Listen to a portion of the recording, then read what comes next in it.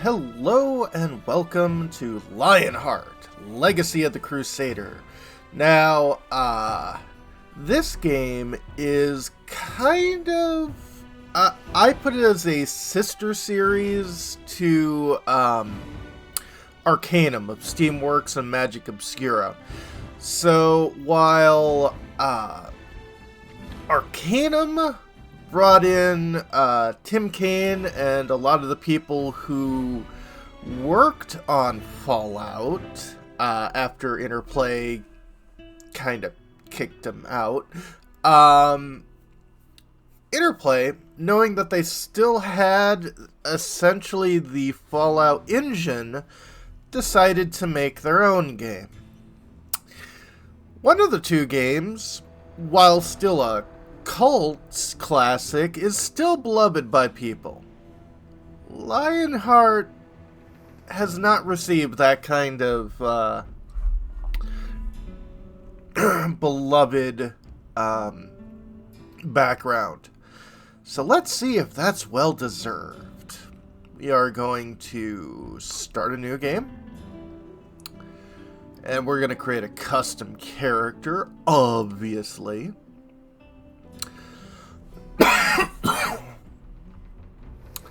So, we are going to essentially bring Elissa back. So, choose your gender, female. You have races. There is standard human. Purebloods are untainted humans. Their bloodlines are untainted by the magic pervading the disjunction. Okay.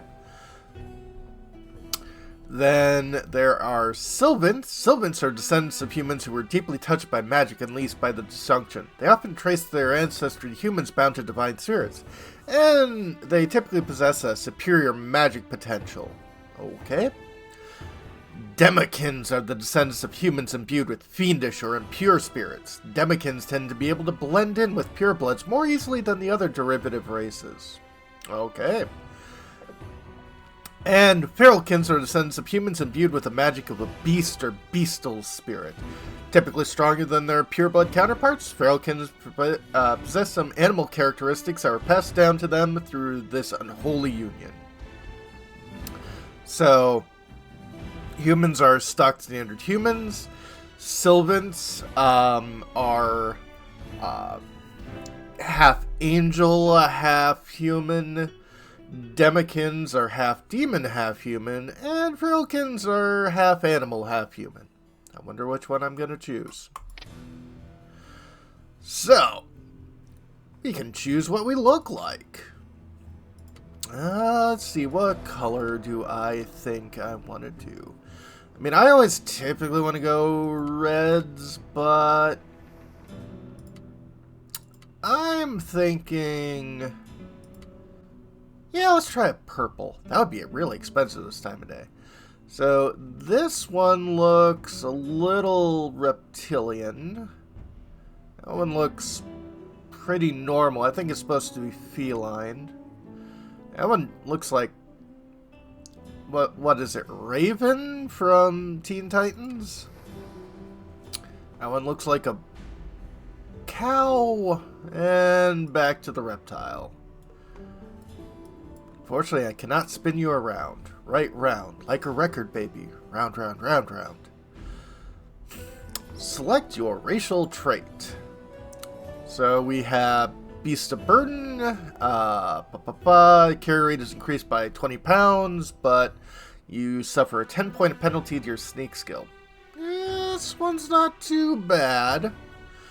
Chameleon. 20-point bonus to your sneak skill, but lower armor class by 5 and 5% more crushing damage. Ouch. Eagle Eye. You've seen 15 points to your ranged weapon skill, but carrying capacity is reduced by 30 whole pounds. Ouch. And I'm not playing a ranger. Elephant Hide. Pain threshold is higher, plus 1 slashing and crushing damage. And 5% bonus to your slashing and crushing resistances, but suffer -1 to agility and your lockpick skill is reduced by 10. Monkey Brains. Add 5 points to speech, find traps, secret doors, and lockpick.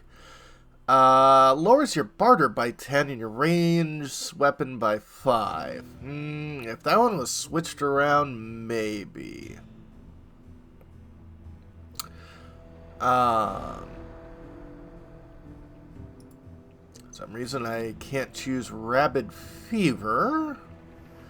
Regeneration adds +1 to healing rate. Not bad, but receive 15 penalty disease and poison resistance. That one actually isn't too terrible, because both of those are relatively easy to deal with. Sorry about that. Snake spirits have coiled in your family line. 15 bonus points of speech, but your acid, fire, and electrical resistance are decreased by 8. That's not too bad, although it only really improves one thing. Your otherwise human face is marred by a pair of 8-inch tusks, frequently making it difficult for others to understand you. Speech skill is reduced by 15 points, but when speech fails, you gain 1 point of damage in unarmed combat. Which would be great if I was planning on doing unarmed. I am not. Wolfhide. Your armor class is increased by 7 and gain 5 points to your piercing resistance, slashing resistance. Lowers your charisma by 1. For also has ticks and fleas, decreasing your disease resistance by 7, your fire resistance by 5. That one isn't too bad, honestly. So, remember in Arcanum when I boosted my charisma and beauty and speech skills all the way up to the max because I wanted to do all of the good talky kind of quests? In this game, charisma does nothing. Well, no, it doesn't do nothing. It increases your mana pool. But, yeah, it doesn't change, like, your dialogue options, and it doesn't change the way people react to your dialogue options. That's kind of the whole point of the charisma stat. Yeah. You know, I think I want to not get hurt. That sounds like a good idea. So, let's drop everything to their minimals.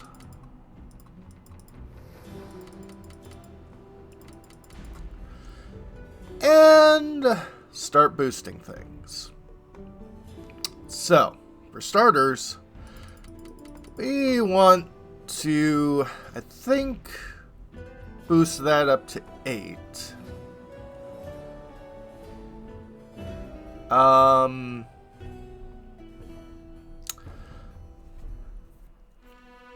Notices things. That would actually be very useful. Strength. I am going to be using melee weapons throughout this game.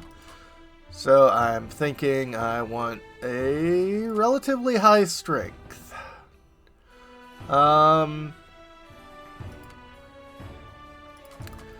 Endurance would be a good thing. I mean, I don't want to have no perception. Agility is incredibly important. I'm not maxing those out, and we'll find out why.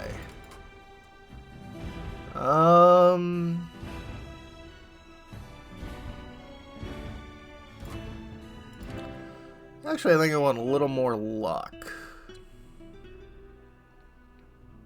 Yeah, I think that'll work just fine. So next. Oh, yes.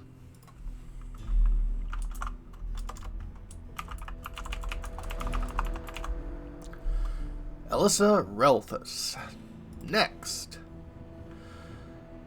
Select your traits. Arrows for words, add 15 points to ranged weapons, suffer 10 points to your speech skill, and 10 points to barter. Oh, I'm not going to like that. Aesthetic. Monks encourage you to study long hours. Artistry gains you 10 plus skill points, reflecting your body and skills. However, you forgot hard, frugal lifestyle in monks don't feel right about accumulating much gold. Of course, your adventure will receive 10% less wealth. That was not too bad. But I think I'm going to go gifted. That adds +1 modifier to everything.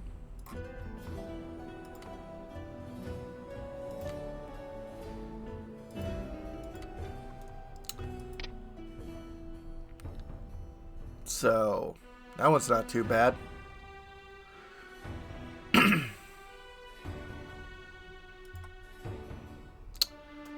Although it doesn't... Oh, because I still have a minus to my charisma. That makes sense.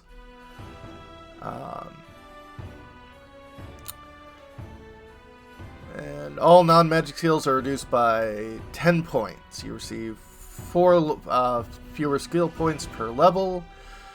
But with the boost to my intelligence, that'll even out. Yeah. So I was thinking skilled, but I really like perks.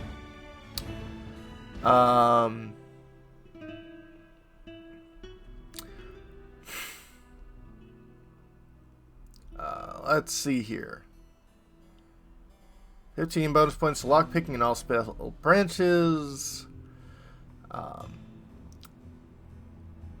-1 penalty to perception.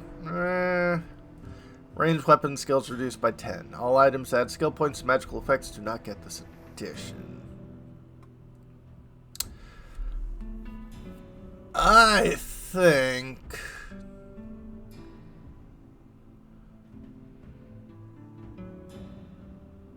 Now, is it just skill points at the beginning?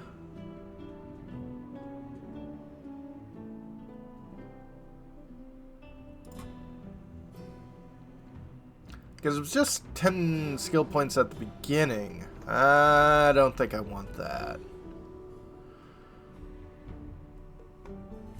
Yeah, let me take a look at that 1 second. Okay. Yeah, I'm thinking, I want to keep my intelligence high.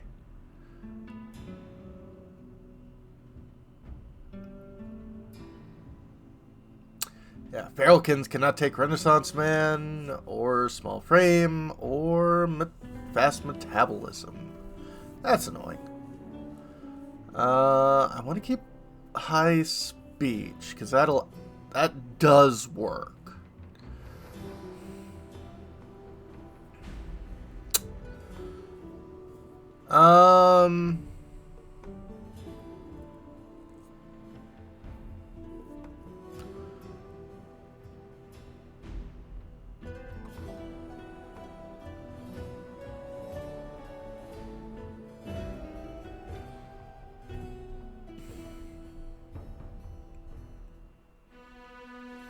Kind of want to use two-handed weapons, although I don't think there's any really good two-handed weapons, so yeah, I might as well carry a shield through this game.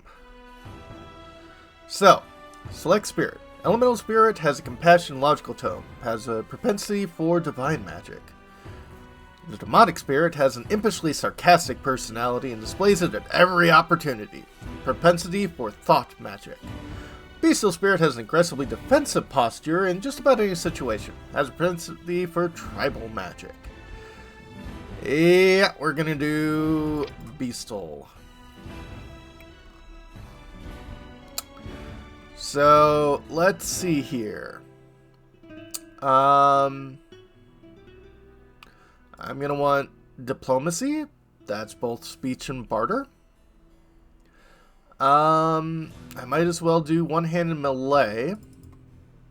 Because that is going to be where all of my stuff is going. And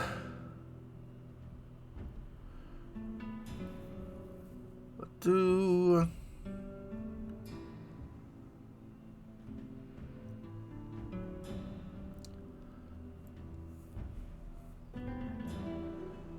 frightful creatures beyond the grave.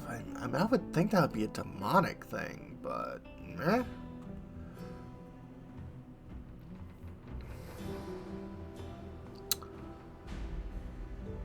Yeah, I guess I'll do protective. Those will be my tagged skills.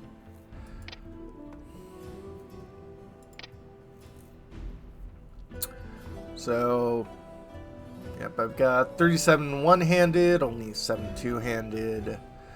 For ranged, only 9 in evasion, that'll increase. Pretty decent all around there. I've got tribal. Okay.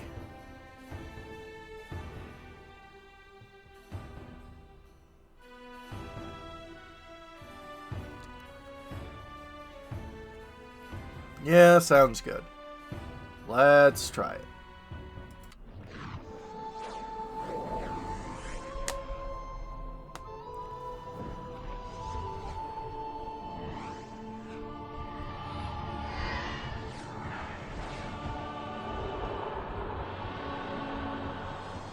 In 1192, the Knights of the West waged the Third Crusade against the armies of the East. King Richard the Lionhearted defeated his rival, the great Sultan Saladin, and captured the city of Acre. When Saladin failed to pay a ransom demanded by the Crusaders, Richard heeded the counsel of one of his trusted advisors and had 3,000 prisoners put to death.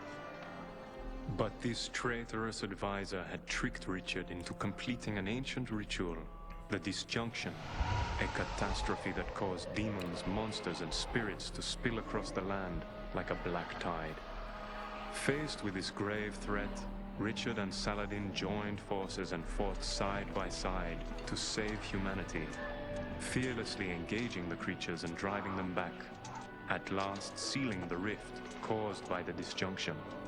Although Lionheart and Saladin were victorious, magic and terrible creatures had escaped into the world, changing the lands forever. Centuries passed, and humanity struggled to deal with the many changes wrought by the Disjunction. Magic mingled with the bloodlines of humankind. Spirits joined with people, granting magical power to some and bringing misery to others. Many cities were razed in countless conflicts against the evil forces that escaped during the cataclysm. Brave crusaders honored the legacy of Lionheart and fought this evil across Europe and Asia. The Knights Templar of the West and the Order of Saladin in the East waged war against the forces of darkness, while the Inquisition sought to rebuild civilization and purge all those possessed with diabolic magic. Today, in 1588, these valiant orders have brought a degree of security and peace to a chaotic world. But I am haunted by a disturbing vision. Dark schemes threaten to break a fragile peace. While the betrayer seeks an age once lost, a new war will be waged in the West and East, its outcome hanging on a coin just tossed. But before the spinning coin can land, it will be caught by the slaver's hand. So, not a great place. Do you believe this slave is the one our benefactor is seeking? Yes, this beast is the one, Master. You can smell the animal stench from here. Hey! With my own eyes, I saw it bewitch a whole crowd of innocents with its foul charms. I will need proof before I bring this one before the Inquisition. I will not be made a fool of again. I think that can be arranged. Prepare yourself, beast. Battle will make you show your magic. and your impending death shall tear it out of you. Uh-oh. Ah! Ow. Stop or I will tear you apart. The spirit manifestation betrays your demon magic. You will be brought before the Inquisition in the morning, and I will earn much from your misery. Ow. I hate cages. At least in that arena we were allowed the chance to die fighting. I mean, true. That cowardly slaver was right. I am the spirit that dwells within your body. Another cage. It took the threat to your life for me to tear myself out. Sorry about that? We are being hunted. I can sense them. Powerful foes hunt us and are getting closer. If we stay here, you will be skinned alive. And if you die, I die. I see. Did you hear that? Where is the one with the spirit of Lionheart? Answer me or die.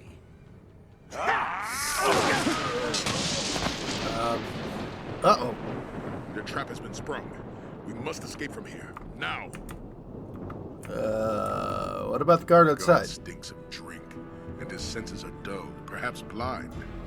You could probably sneak out while his back is turned, and he would not even notice. If not, threaten him and kill him. To sneak, select your sneaking ability. Uh-huh. And can you unlock the door? I cannot, but you are not helpless. This simple lock cannot hold against your cunning or your strength. To unlock a door, select your lock-picking ability and then left-click on the door. Okay.